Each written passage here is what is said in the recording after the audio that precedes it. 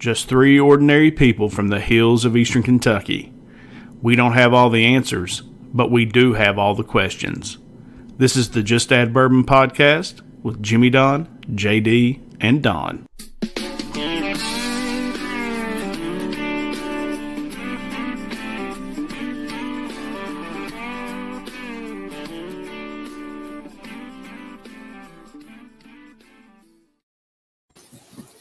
Welcome, everybody, to the Just Add Bourbon podcast, The Other Side of the Glass. I'm Jimmy Don Kerr. I'm Dawn Giesica. And I'm JD there. What's going on? And it is another beautiful day, not Sunday. We're coming to you on Thursday night with a special interview. But it is another beautiful day here in the hills of eastern Kentucky. And guys, normally we would sit around and talk to each other about what we've been doing this week. But we're not going to do that. We're going to bring in our special guest. Really excited to get to talk to this gentleman.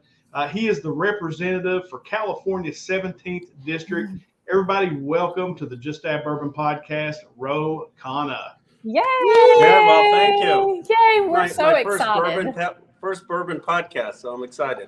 Well, I'll tell you what, I'm going to open up this bottle in your name. That's right. I don't even drink bourbon, but we're so glad to have you, Ro. Thank you for your time. Oh, thank you for having me on. I'm excited about it.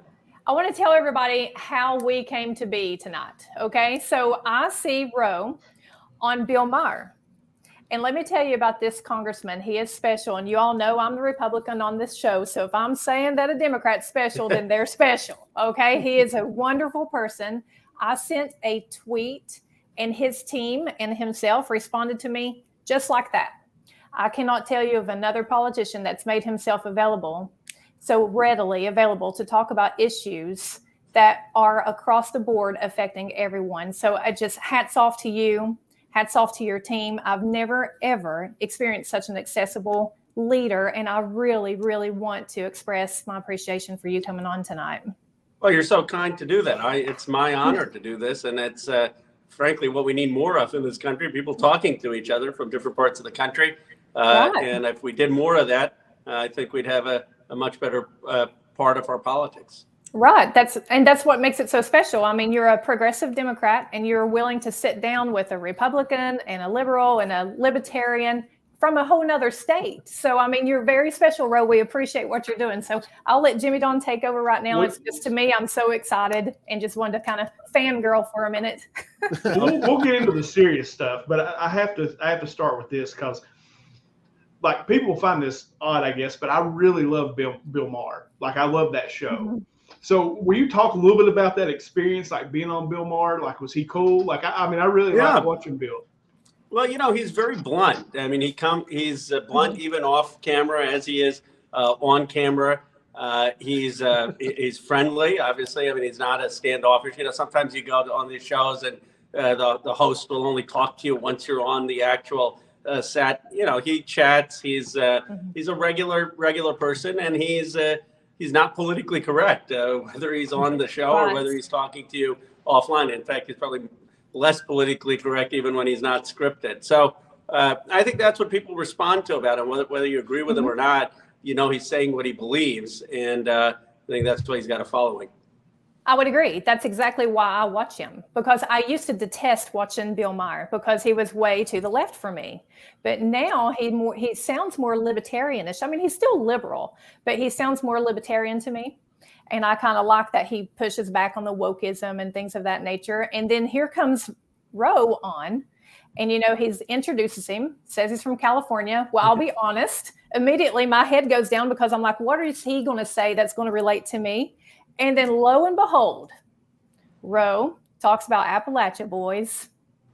And ever since then, I have been a Ro fan this whole time. So, Jimmy Don, I'll let you take it again. I need to stop fangirling. No, you're fine. I got a question. I'm going to start this question out. I got this, Jimmy Don. You only on one second. All right. You know what the question is. We need to ask this up front because I need to know how on board I am with Ro and how this interview is going to go early, okay? Little Mermaid or Aladdin? Little Mermaid, or which was the other choice? Aladdin. Probably Aladdin. Okay. Jeez. All right, we're done. That was the right answer. That was a dumb question. Well, I thought you was gonna ask him something about sports, JD. Well, it's usually Kentucky or Louisville, but if we get somebody that's not from the state, I have cousins. I have cousins, actually, believe it or not, who went to both Louisville and the University of Kentucky. I had two cousins on my mom's side who were at Louisville, and another cousin on my mom's side who went to University of Kentucky. And so when the college basketball season, I mean, they're all in. Oh, wow, that's awesome. Yeah, no, we're not talking about Kentucky basketball right now. We're on the highest.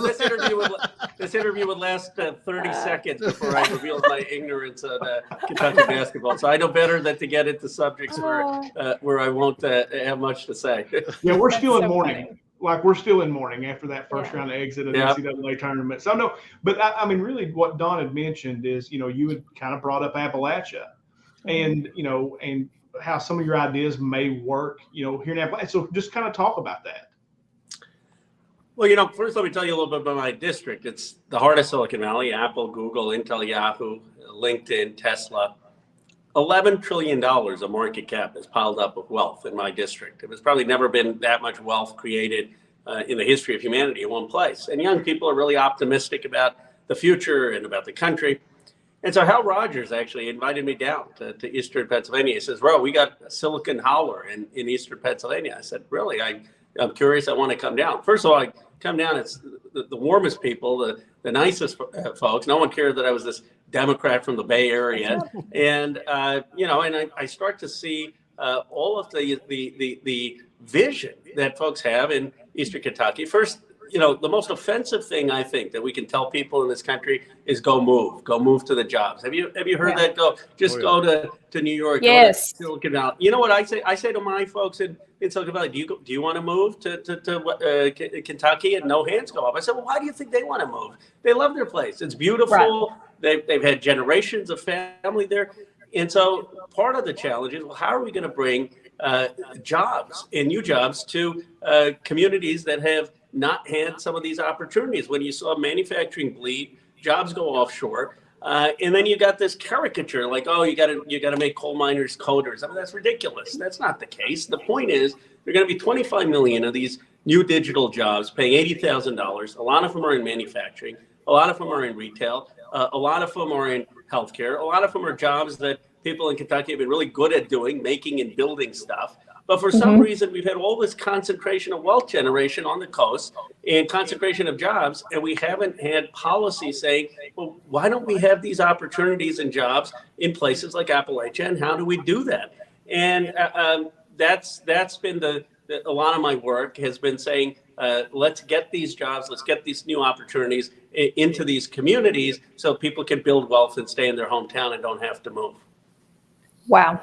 Totally agree, because we have what JD calls a brain drain, right, JD? Brain drain, absolutely. Yeah. We're our best and brightest, they get the age, they graduate high school, they go off to college, and they never look back because the opportunity here is so limited. And so why should young folks in my district have more opportunities than young folks anywhere? And no one is saying, people say, oh, Ro, you want everyone to be a techie. No, I don't. No, that's not the point. But everyone knows all this wealth is being generated in technology. If an automobile today is a computer on wheels, don't you want young people across the country to have the opportunity to have some of those jobs and not have to leave to do that and bring wealth into the community? These jobs don't require a lot of coding. But it's been a failure of government policy. And this is, I think, a bipartisan consensus. And whatever you think of, the politics in 2016, you had Bernie Sanders, you had Donald Trump, and a number of folks saying, look, all the jobs went offshore. The industry is dying. We messed up for 40 years. We neglected communities. And now people talk, when I go to some of these communities, they say we got to buy a one-way ticket out for our kids. Well, that's sad. My parents, when they immigrated from India, they used to talk about a brain drain coming to America. I never thought in America people would talk about a brain drain in their communities. And this has been a systematic failure. Our government has failed because we thought that we could just have unrestricted globalization, jobs could go everywhere, people would move, and we forgot that people love the place they grew up. They want to be in their hometown, and we need to have place-based economic development. I really don't think that's a partisan message. I think we can get around that to build this country in every community. And by the way, we need to do it to win against China. They got 1 billion people, more than 1 billion people. We don't have a community to waste. Ro, can I ask you, like, the types of jobs that you're talking about, because that's something we've talked about around here for a while, is, we don't have great internet. We have okay internet, but it drops in and out. And one of the things that we believe, because it seems like a lot of the economy, especially retail and things like that, is going online. And also you saw with COVID that people can work from home, and so I think there's some opportunity for a place like this. But what types of jobs are we talking about when you say, digital age jobs? What are we talking about exactly? Well, let's talk about some of them. First of all, a lot of them don't even require a 4-year college degree, and some of them do. But look at Alex Hughes, who I write about in one of my books, in Dignity in Digital Age, and he's working for GE, making refrigerators and making dishwashers, but they're smart appliances. So you got a 6-month course of credentialing on how to make those smart appliances.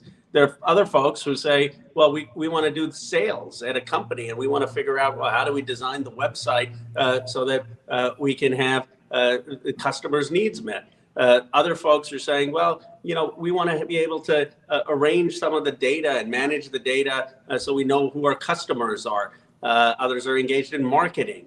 A lot of them are engaged in making things. And Intel was pouring $20 billion into Ohio, 8,000 construction jobs, 7,000 to 8,000 manufacturing jobs, 3,000 construction jobs. These are jobs that people know. And I think one of the big problems is we've kind of created this caricature, like you got to go become this fancy coder. And that's not the case. There are going to be 25 million digital jobs in this country by 2025. They're going to pay 80 grand on average. Those are just facts. And I guess the question is, why should they all be concentrated in a few cities? And one of the things that I found is when I first came to Paintsville, people in the Beltway say, oh, Ro, you can't go talk about technology and the changing economy and the technology is changing manufacturing and retail, that you're going to scare folks. People won't get it. I said, how offensive? How offensive? It is. That is offensive. I agree. And then I got to Paintsville and they're like having conversations about the future of work. And they get totally that the economy is changing. And you know what? They don't want BS folks. They want folks to be real. Like tell people, yeah, there is a change in the economy. And here are the things that we can do to help people get real economic opportunity. I think one of the things, my sense, I've only been in Appalachia a couple of times, is that they've been sold so many false promises. We're going to do this, we're going to do this, and none of it materializes. We're going to train you for this, and then there's no job. Let's be real. Let's focus on what we can actually do. Let's tell people what's happening with the economy, and they get it. And what they're upset about is that they've been excluded. There hasn't been any focus on economic opportunity or development. I agree with that, because a lot of times, the coal mining industry around here was, that was the lifeblood of our economy for so long. And coal miners would get laid off, and they say, okay, yeah, you got laid off, but we're going to train you for a job that's not here. We're going to train you for a job that you've got to move, somewhere, and leave your family and leave what you know. Because you're right, we are and most people are like this. I don't think this is just Eastern Kentucky. We love where we live. Like you said, we love where we live, and you're training us for jobs that we can't do here. And so I'm really excited. I like what you're saying, those things. So, but really, I guess my primary question is like the infrastructure part of it, to be able to put the infrastructure in so that these types of jobs can be here. What are we talking about having to do there? And how do we go about doing that?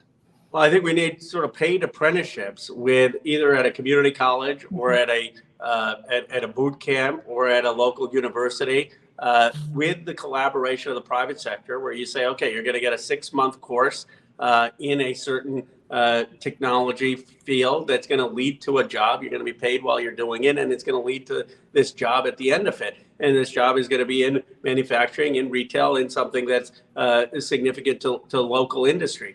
It's got to have the private sector involved in it, because a lot of times you go and I love some of these community colleges or land grant institutions, but they've got a curriculum that's preparing folks, and then there's no job at the end of it. So have the private sector involved, have that credential, and then this one opportunity is with COVID, because now people have realized you don't have to move. You can do a lot of this work while being rooted in your hometown. So I don't think it's even going to require huge amounts of money. I think it's just a question of getting the right people partnered for the opportunities and realizing where the talent is. I agree with that too. We definitely need the right companies to invest in us. And can I say, look, let me say something about coal, because obviously we can have a disagreement on climate policy. We do. But here's, I think, one of the things that people find offensive. Like, let's just acknowledge how much coal mining and coal miners did for America, right? There wouldn't be Silicon Valley if there weren't coal. There wouldn't be a lot of America's strength if they weren't for coal. Now we could say, look, there's climate change and we've got to address that. But I think part of the problem in this country is that we don't respect each other. We kind of insult each other. We don't understand each other. They say, oh, guy in California, he must not really be patriotic enough, or, there are all these stereotypes. And there's stereotypes about folks that people in the coast have in Kentucky or Appalachia. And I think just talking to people with respect, not judging folks, coming at it saying, look, ultimately we all got to be Americans. We want to make sure America wins the 21st century. We're the greatest country ever. By the way, I tell folks this all the time. I'm an Indian American of Hindu faith who went to Trump country in Appalachia, and people treated me like I was a rock star when I went there. They're like, okay, what about Silicon Valley, et cetera? This is a good country at its heart. This is a country that is going to become the first truly multiracial, multi-ethnic democracy in the world. No other country has done that. I was born in Philadelphia. I'm son of Indian immigrants.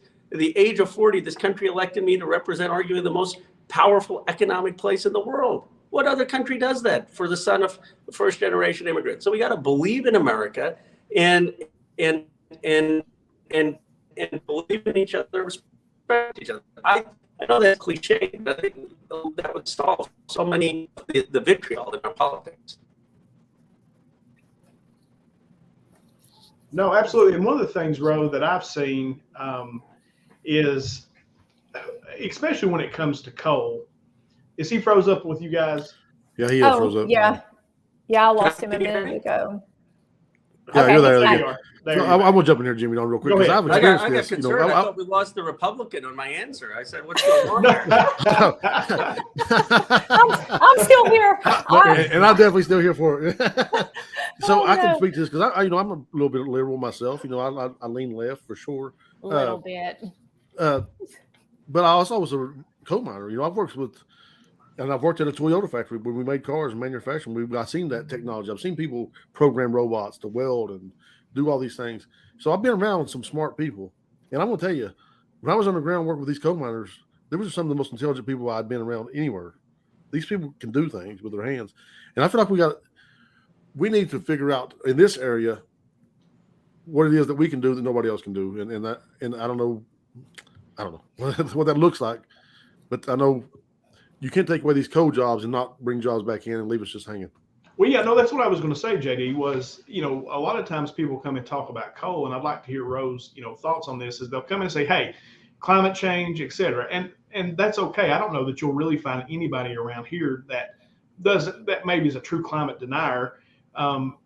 We've got to take care of our planet, and we all understand that. It's just that's how we make a living. That's how we raise our families. That's how, my dad was a coal miner. My uncle was a coal miner. And but how do we get to the next step? You just can't take it away and then say, well, fend for yourselves. I agree. If we're going to do that, we've got to have something to fall back on. Well, we got to bring the good jobs first. First of all, we got to respect it. I think there's some of the rhetoric, and I agree that some of it has been from my party, some of it more generally. It's almost judging people who were in coal. And I was like, come on, we've all benefited from coal. The entire country has benefited from coal. I mean, that's the reality. Now we have an issue on climate, and in any case, there's a lot of automation in coal, and even apart from government policy, there has been a decline just because of the energy market. But my view is bring the good jobs first. Don't tell people, okay, transitional. First show the investment. First show the jobs. First show the economic opportunity. And as you pointed out, JD, that a lot of the technology skills in coal mining is very complex. These are folks who know how to build things. They know how to operate technology. It doesn't take a lot to say, okay, you're going to operate things in a different type of technology to make new things, to make new products, to be able to have that job in a digital age. And I think that the problem is we've gotten this false conception that someone who likes working with things and building things is suddenly going to be a coder and having to learn complex algorithms. And that's just not the case. But I could understand if your family has been in manufacturing or mining for generations, why you wouldn't want to go become a Google software engineer. But the point is there are a lot of other digital jobs in manufacturing and retail and sales and marketing that we can get people credentialed for. And we did this before as a country. In the Industrial Revolution, we moved from an agrarian to an industrial economy, and we helped people get credentialed with land-grant universities and a lot of programs. We can do the same thing today. Wow. I'm just taken aback because I've never heard somebody in such a position say that we did give value to this country. We have been beaten down, Ro, for years over being coal miners and being from Appalachia. And it's taken a toll on us. So I appreciate you saying that, this country wouldn't be what it is if it wasn't for our people. And I do agree, we need to work like we're on the same team. We can have different ideas, but we're on the same team. America is one country. We're the United States of America, and we should work that way. So what do you think has held us back? In your opinion, what do you think has held Appalachia back? Now, I know we've had an opioid problem, but we're moving past that. But what do you think has held us back, and how could we go forward from there? Great question, Don. It's a great question. I mean, I think what's been the mistake has been government policy. I think we had this view of globalization. It doesn't mean matter where the jobs go. We lost a lot of manufacturing to China. We had some of the market transition just happened where you had other energy sources come up, and that made coal harder. So some of it was just the business cycle. But we had this view that it doesn't matter if certain communities are declining and they're not jobs. They can just move to where the jobs are. Go have your kids move. It's all a global economy. And I think that was just totally missing the importance of place, of hometown, of community, and all the value that brings, tradition, and how much people are rooted and how much you want to stay with your family or have help raising your kids.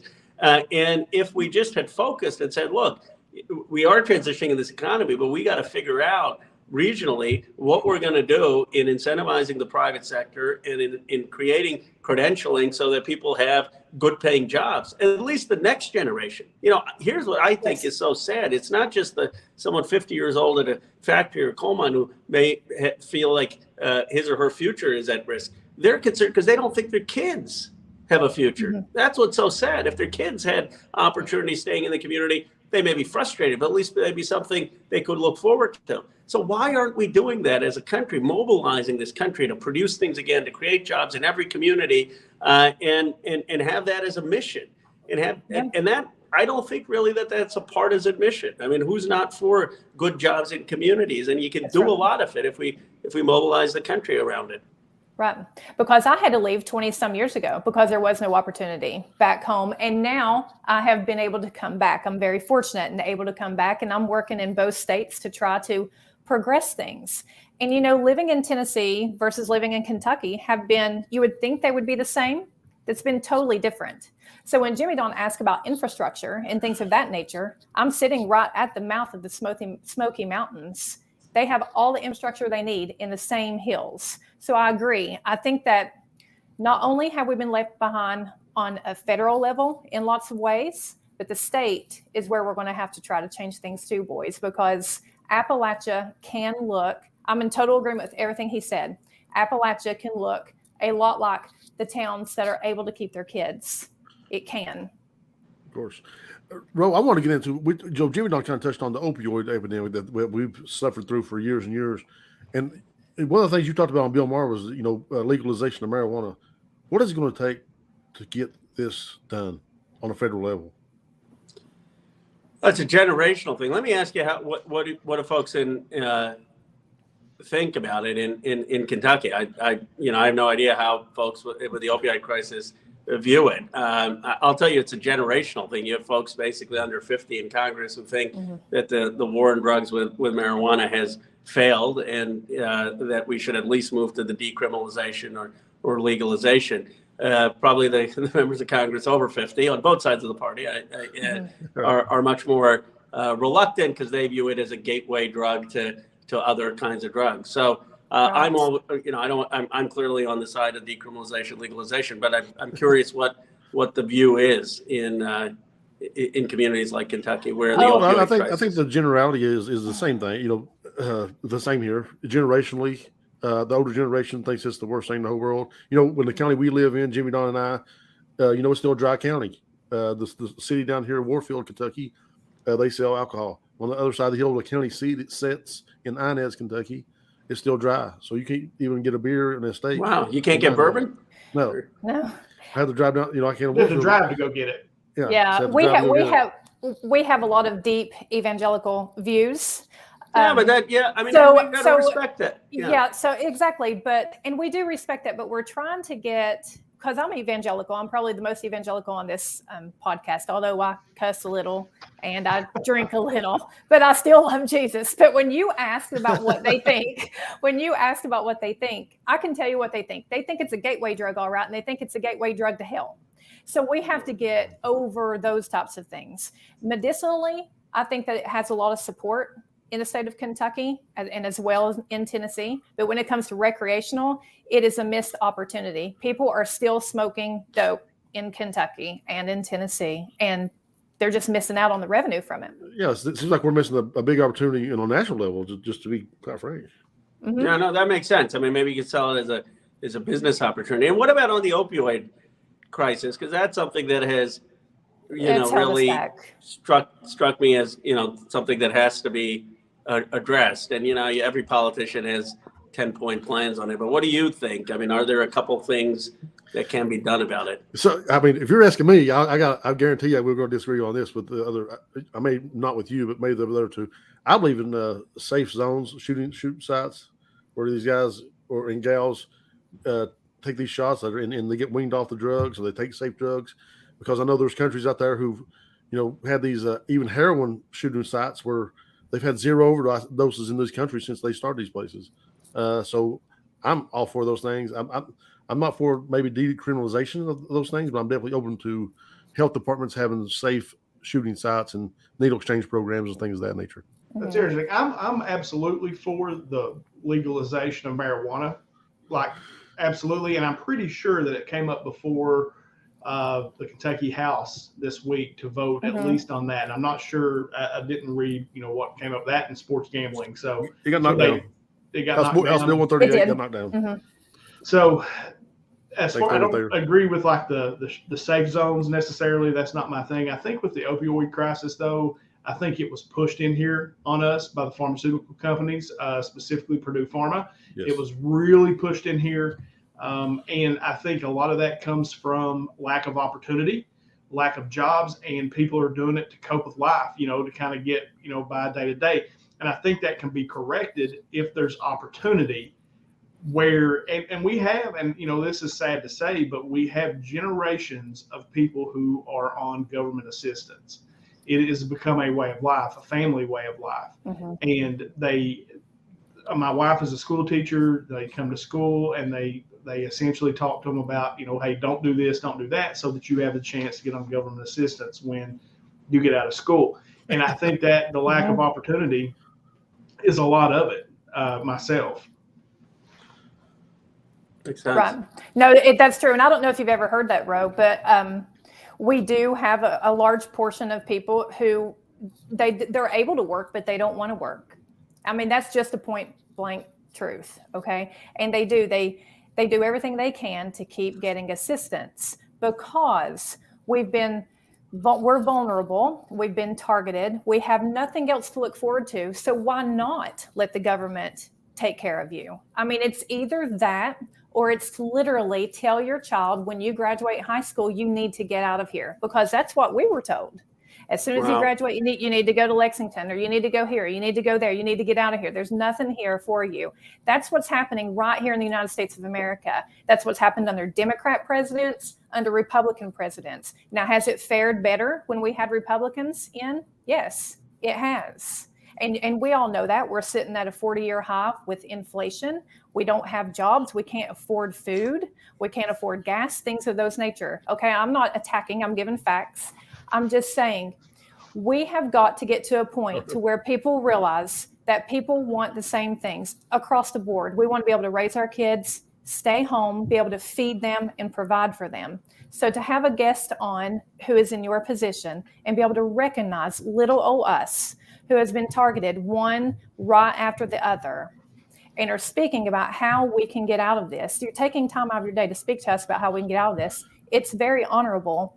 And I know I'm the Republican on the podcast, but I really do appreciate this bipartisanship that you're showing, because this gives me hope for our country. Doesn't it, you boys? I mean, Oh yeah. here we are. I mean, I'm totally, digging this progressive Democrat over here because he's talking our language. And all of our viewers look at Kentucky and West Virginia watching and talking about him. I mean, this is great. We have a chance to get better in our hometowns, and people from Silicon Valley are even recognizing that. So tell us a little bit more, Ro, about your book, Dignity in a Digital Age. Well, the reason I talk about dignity actually has to do with your point that I said people want to work. They want to contribute. Yeah. One of the things people say is, okay, there are all these billionaires in your district, tax them. I'm like, yeah, tax them.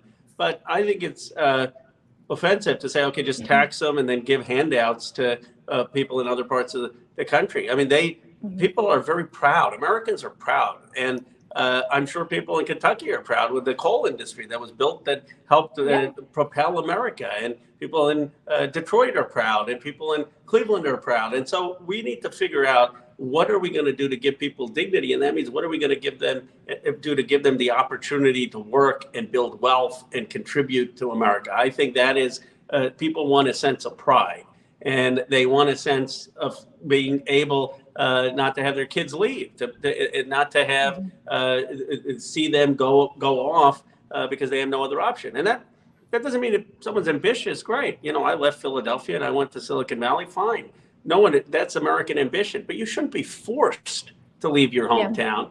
And we got to respect, I think, the sense of tradition and culture in places, especially, that's important. The local culture, local tradition, that means something to people. So that is really the essence of it. And then the book has sort of ideas and pilot projects about how we can do this across the country, and how it's not that complicated. It doesn't require all this coding or college degrees. It just requires the technology proficiency, and these jobs aren't that different, but that we are changing, right? Software is changing every industry.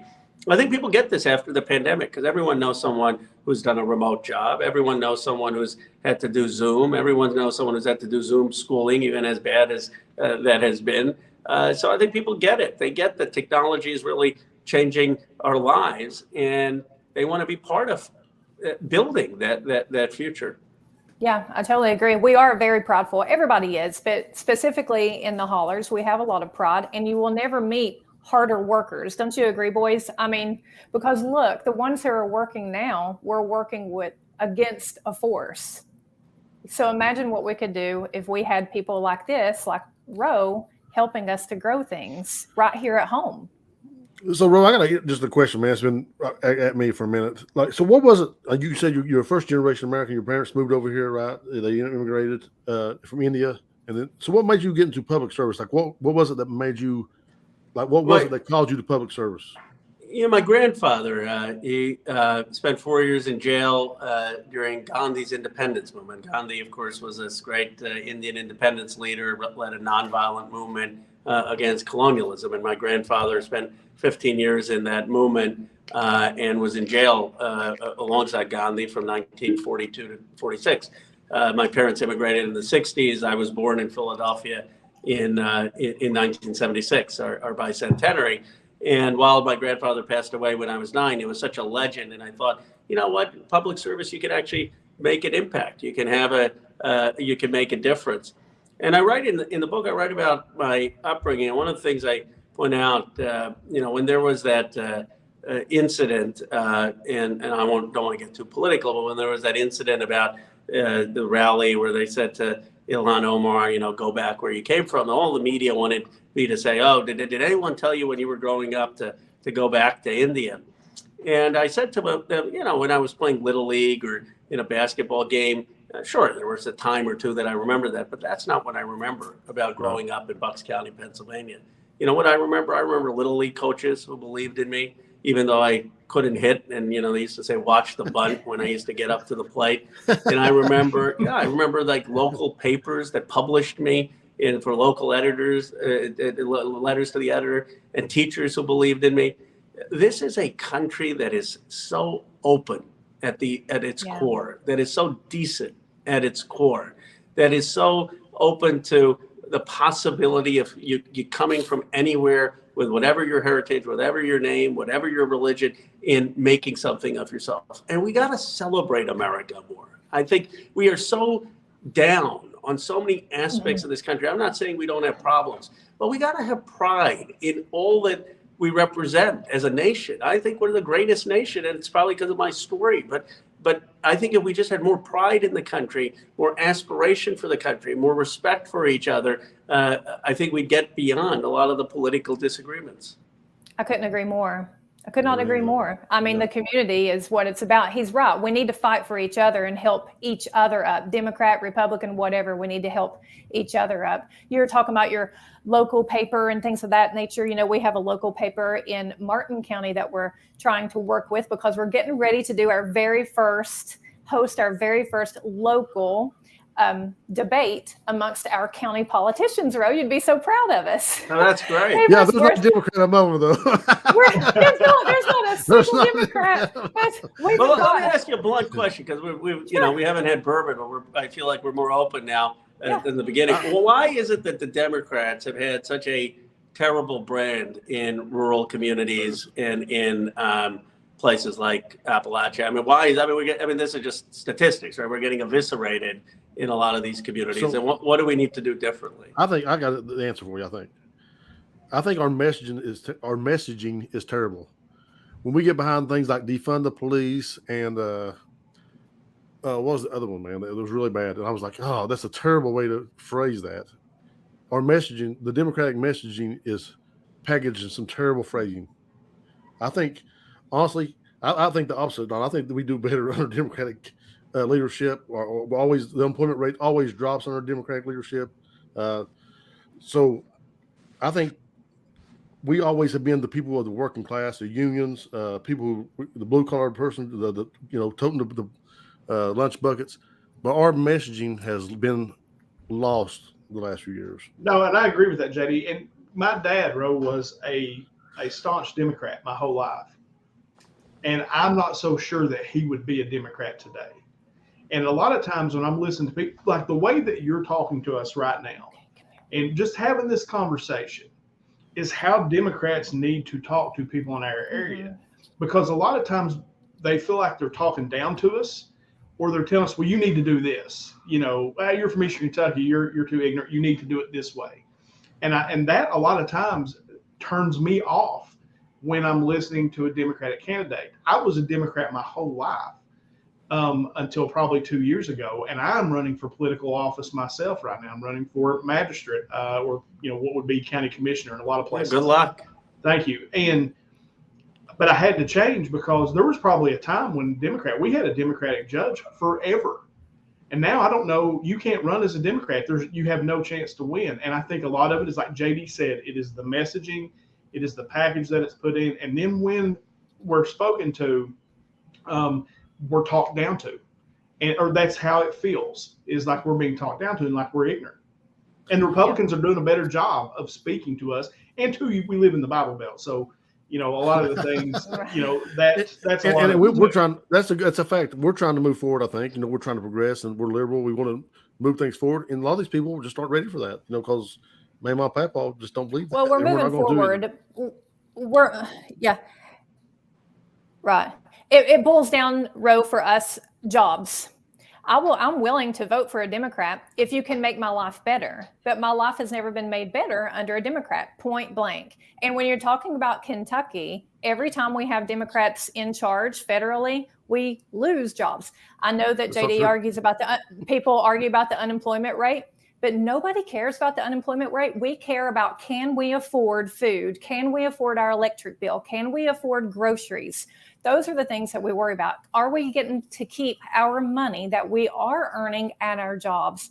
Are we getting taxed more? Are we getting all of these things? Who's taking all of our money that we're earning? That's what people worry about. It's always about the economy.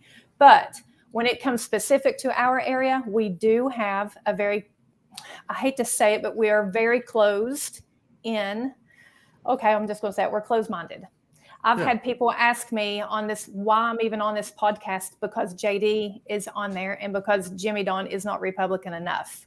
That's how closed-minded some of these areas can be. And I'm not talking about just Kentucky. I'm talking about all kinds of areas across the country. That's how divided we've became. And that is all of our fault. That's your fault. That's my fault. That's all of us adults in the room. That's our fault. Because like you said, we spend too much time fighting each other versus fighting for each other, which is fighting for our country.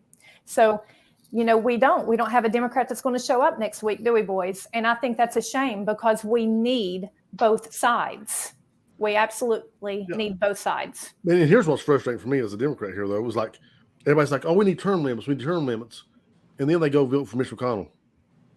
You know what I'm saying? Like, that dude's been in office for 40 years. But the alternative was Amy McGrath. And so I think the Kentucky Democrat or whoever decided that she was the person to run, I think they've done a terrible job of candidates, honestly. Right. So maybe one of you can run. Well, we're hoping that you run, Ro, because I'm telling you, I've never said that to a Democrat in Don's little tiny life. I have never said that. But no, you would be one that I would consider because you're not talking like a Democrat. You haven't talked to me one time. You haven't told me one time that I can't say that I'm a woman or that what is this whole chest feeding and all this wokeism stuff that you do? You haven't, or that your side does. You haven't even mentioned those things. You have talked to me about an American mother and how can I raise my families better. That's basically what I've heard this whole time. Well, that I think has to be our common ground. I mean, I'm sure there are areas where we disagree, and that's American to disagree on different issues. But I think the place we got to focus on in two things, in my view, is how do we get families to have a better life where their kids can stay in their hometown, have real economic opportunity, build wealth, where communities that used to have glory and pride can get that back and create wealth for their hometowns. And second, how do we make sure we beat China? I mean, that's the real, that's the challenge. I mean, do we want the 21st century to be led by China? I don't. I want to make sure it's America that's leading.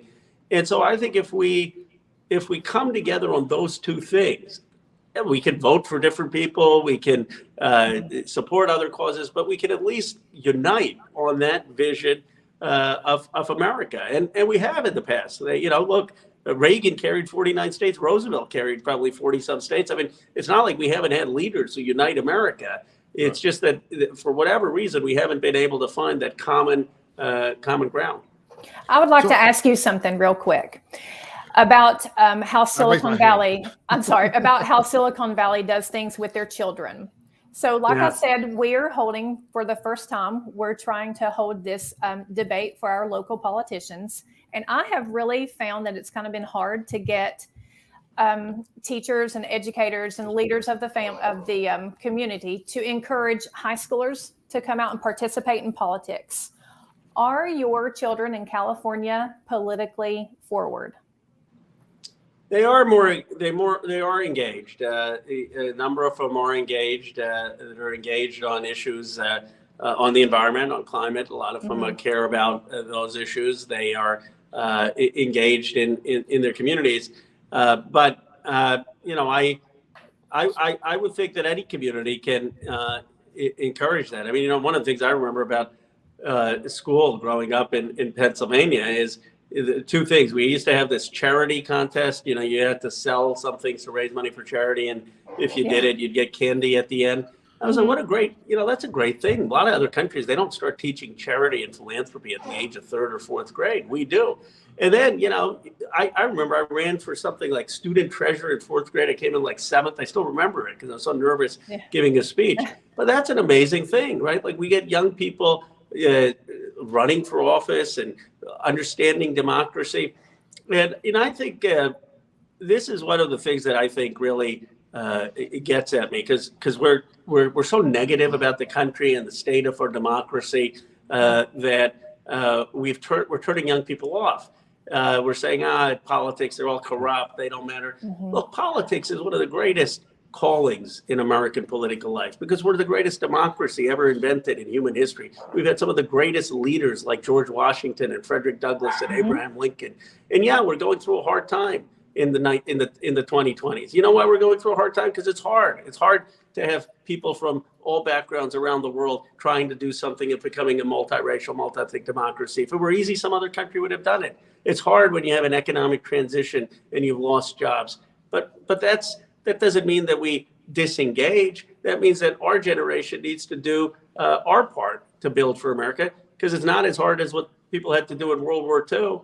It's not as hard as what people had to do at our founding. It's not as hard as what people had to do with Dr. King to get people the right to vote. So, you know, I once had a student, a mom, get up to her and said, "What do you tell my 18-year-old? Why should he care about politics? You guys are all terrible.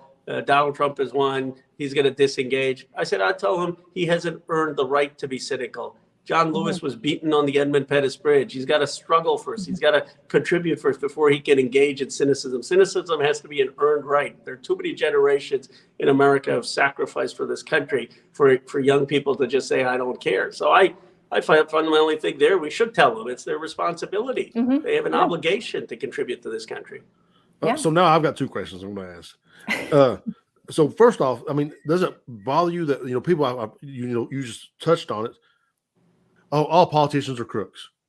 I've heard that, man, from multiple people. Like, that just rubs me wrong. I feel like it's just a lazy way out. Like, it's easy just not to support anything or anybody if everybody's a crook, right? And like, so have you ever heard that? And how does that make you feel? I'm not sure. It's probably rubs you wrong. It's got to. I heard it all the time. I mean, there's such a cynicism. I don't mind it. You got to have a thick skin to go into politics, and you get used to it. But I think what's corrosive about that is you're telling a whole new generation, don't run for office, don't go work on the Hill, don't go be in politics. It doesn't matter, right? It doesn't matter, and and even bashing career politicians, etc. I mean, I'm actually on the term limits bill, but. Madison was a career politician. So the point is that let's have some respect for the fact that we've had some of the greatest statesmen in this country and women in the history of the world, and that we should have pride in our democratic tradition. Are there problems? Absolutely. Do I think there's lobbyists and big money, and is everyone idealistic? No. Are politicians, do we care about getting reelected and saying things? Sure. Do we always make the most courageous and principled decision? No. But don't knock the system of democracy. We're still the greatest democratic system in the world. So let me tell y'all, I'm Baptist, and I'm about to start amening this guy. Hey, I love it, Don. I mean, honestly, I could just sit here and say amen, amen this whole time. So my second question is about social media. And like, in the last few years, we've seen a big turn of social media and the influence that it's had. I know around here, like, if you want to know what's hot in the town or hot in the county, you turn on Facebook, you figure it out. So how does that affect you all, as politicians, as a U.S. representative, not your voting? I think that you have enough gumption about you're going to vote with your backbone. But just talk about the influence of, the political machine, on both sides, the Democrats and the Republicans, of social media that social media has had in the last few years.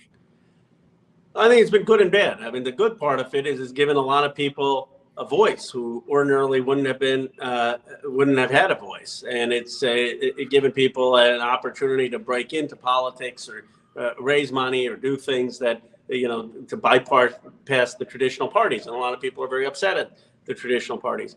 The bad part of it is I think you don't have conversations like this on Facebook. I mean, it's all if you go to the group sites in my district or others, it's all people talking about the same things to each other. And you don't have really opportunities to talk to people in other parts of the country or get other perspectives. And it's kind of an echo chamber. Yeah. And, there are a lot of, we got to figure out how do we solve that? How do we have more interaction with people in different parts of the country or people who disagree with us in ways that are civil? Yeah. I say this not in a partisan way, but it struck me when President Biden, he was speaking to the House Democrats, and he said he was going through with his limousine, and there was a F you Biden sign by a Trump supporter. He said, I didn't care, whatever, that's politics. And he said, there was a 10-year-old, and the 10-year-old, had his middle finger up to the president. And he said, I don't care whether it was President Trump or President Biden or President Reagan. Like, we can't have a country where we have young kids giving the president of the United States the middle finger, right? I mean, so how do we change that coarseness of our politics? I think that is a real question. Yes, Yeah. I think, Well, that's the media spins a lot of that, but honestly, this all falls on all of us adults, because he's right. My kids don't participate in things like that, and we didn't vote. I didn't vote for Biden. I would never disrespect him like that. But when did it become that way, though? Like, where politics, like JD and I, in a lot of ways, are very different. But I love JD. Like, he's one of my favorite people in the world. And I'm awesome, honestly. Yeah, well, you are. But just ask me. but we disagree on a lot of things. But when did it come that politics was the thing that divided us? It used to be Kentucky versus Louisville. It used to be, it used to be those things. And I just I think about that a lot. I don't know why, but I do. I think it's always been that way, but I think it's just more pronounced now, right? It's just more pronounced. Maybe with social media, maybe it is just more pronounced, and people are hiding behind a screen, and can say whatever they want, and there's no actual repercussion, I guess. Just saying what you want. I don't know. It just seems like we're so divided. I would say there are two things also, that there's a lot of stress because people's jobs have gone offshore, or people have lost jobs and lost pride, and their kids are leaving. Like, that's not a situation that people are happy about. And so there's anger. They see all the wealth piling up in a few places. That's a problem. And then I think there is a sense of, are we losing our way of life?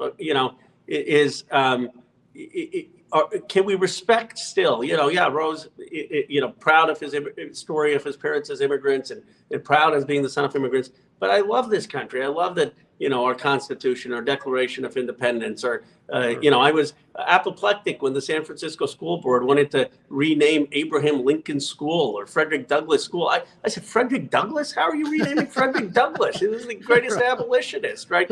So I think that partly the politics is so polarized because some people fear, they say, okay, are the children of immigrants or these next generation, are they going to change America, right? I'm of Hindu faith, and I'm very proud of that. I never would change that. If I never won an election, I wouldn't. But you know what? When we celebrated Christmas, you had to put luminaria out on the street. And my parents, they said, well, this Hindu family, are they going to put out the luminaria? Because otherwise there won't be lights on the street. And we put out the street lights, and we celebrated it. And that was it wasn't a big deal. Like, you celebrate culture and tradition. And I think those are the issues that are challenging for this country, that we've got to say that there's still some common American tradition, history, culture that we can all believe in, celebrate, no matter what our backgrounds. And if we don't have that, I think that's what a lot of the cultural debates are over. Amen, Don. Amen. Yep. I mean, I'm just, I know, right? That's all you can do is amen. And I told you all. I'm enjoying this, by the way, just so everybody knows. I told you all, because I give JD heck, and I'm like, we never agree on anything. And then all of a sudden, I stumble on Bill Maher show and see you, and then I'm like, something's going on here, because every box you check is every box that I always thought that I detested, and you're proving everything wrong because you're talking like a normal American father. And honestly, that's what you're talking like. And that's what everybody wants to hear. And I'm so down with this message that we need to work together. I hope we can start locally next week in our little community in Martin County. And then I hope that we just can keep moving up to the state. And then I hope that somebody like you gets the reins federally and is able to bridge us together, because I bet we all have more in common than we think. Because this is proving it. So I'd love to stay in touch. I'd love to come down again. When I come down again, we'll have to get together. If you come to California or DC, and I learned a lot from the conversation, so it's helpful for me. So I really have enjoyed this. Yeah, you've been a blessing, Ro. Now see, there's some Southern blessing on you. You've been a blessing. I'll take it. I gotta ask: have you had a hard time understanding this at all? I'm sorry. See, I said, have you had a hard time understanding this at all? not to that point. No, I did have one last question. That's perfect. That's what we call timing in comedy. Timing is perfect. No, I did have one last question for you, though. Like, you know, a lot of people, when you get into politics, you kind of have an idea, right? You're like, okay, I'm going to get in, I can do these things, I can work hard, and I can make these changes. That's right. Yeah. Has there been anything that surprised you about the actual work of a congressman itself? You know, like anything different? How different is the reality versus what you thought, you know, before you got into politics? I'll tell you both the negative and a positive. On the negative side, it surprised me how much seniority matters in Washington. You know, just being there and being there a long time, power is very concentrated at the top. And I think we'd do a lot better if we got more decentralized, if we gave more members of Congress, rank and file members, more influence instead of just having it with a few people at the top, because then you start to you get more of the perspective of the country, and you can compromise more and you can cut deals more, because it's so partisan when it just gets to the leadership in Congress. But I'll tell you on a positive note, there's a lot more civility than people realize in Congress, and I have a lot of relationships with people on the other side of the aisle.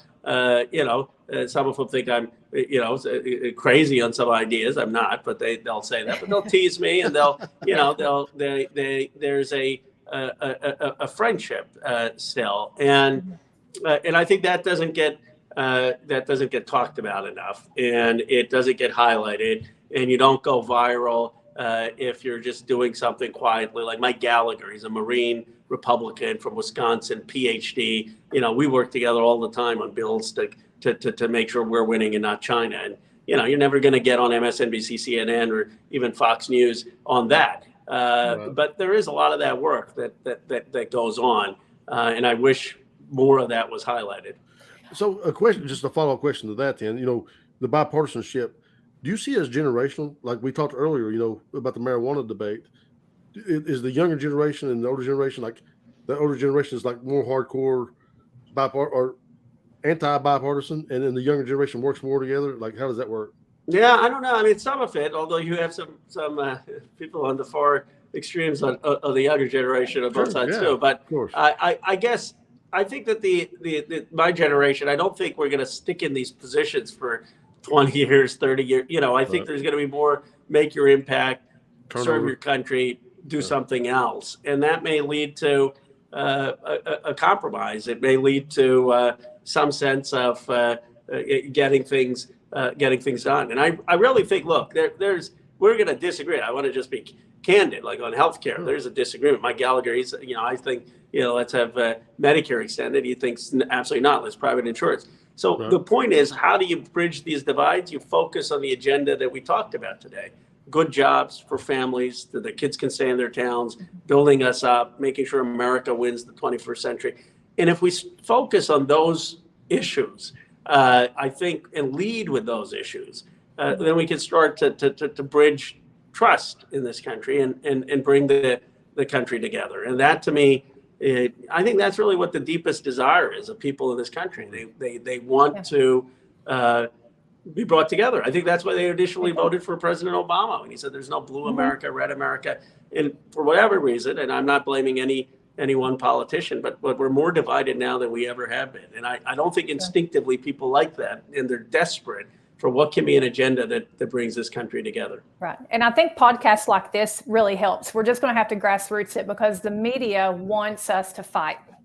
It sure seems that way. They want us to fight, and they only spin the bad. When you said that you had friends across the aisle in D.C., my congressman says the same.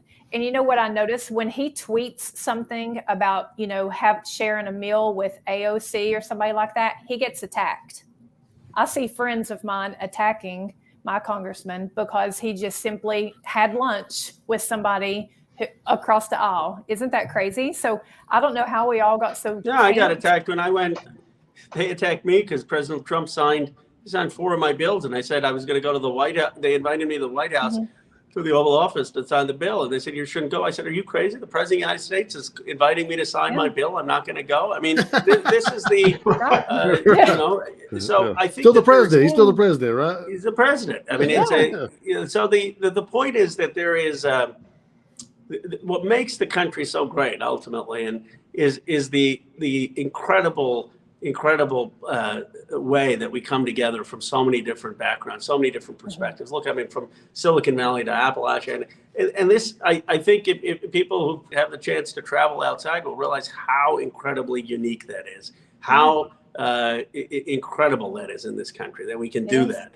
And that's what, and so we should celebrate that. It's no one saying agree, no one saying, okay, go, everyone listening to this podcast, go vote for Ro Khanna, or go, what we're saying is just listen, engage, and figure out how we can do that across some of the divisions. I'm hopeful we will, because I think the challenges this country has faced in the past have been much more daunting than what we face today. When we had to defeat Nazis, and when we had to win the Cold War, when we had to overcome Jim Crow. I mean, I think that what we have now is actually easier, and so I'm optimistic we will get there. Great. I think it's a great. I appreciate you so much, man. Yeah, thank you so much for coming on with us. I thoroughly enjoyed this. I mean, like I said, it's just a very different presentation than a lot of the way I feel like the Democratic Party talks to the people of Appalachia, and so it's very refreshing. Really enjoyed this. So real quick about what we can do differently. We also get labeled really hard. I think people buy into these stereotypes about Democrats and this, and I think it's really tough for us to overcome. But you coming on here, man, we appreciate you so much. It's being so open and answering the questions and just taking the time to sit down with three hillbillies. Nothing but respect for me. And listen, I appreciate it.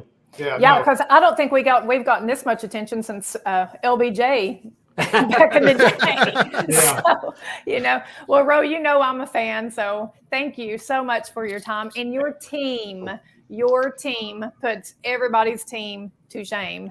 And these podcasts, share this podcast, guys. Let's get the word out that we can work together. Democrats, Republicans, it's Americans. That's exactly what we need to do, and try to work across the aisle. And let's all just root for our team and our president, right? Ro, if you're ever in East Kentucky, let's have some bourbon. If you don't drink it, I'll drink take yours. you up on it. Thank you, everyone. All right, guys. Thank you so much. Thank you, guys. Thanks, Ro. That was awesome, guys. That was awesome. Oh my gosh, what a great interview. I mean, I told you all, right? Like, he's something else. Yeah, no, it was just really refreshing. It really was. In the way that he spoke and the way that he talked, I really agree with a lot of his ideas and the things that he was preaching. Like I said, let's see, if we put some of those things into action.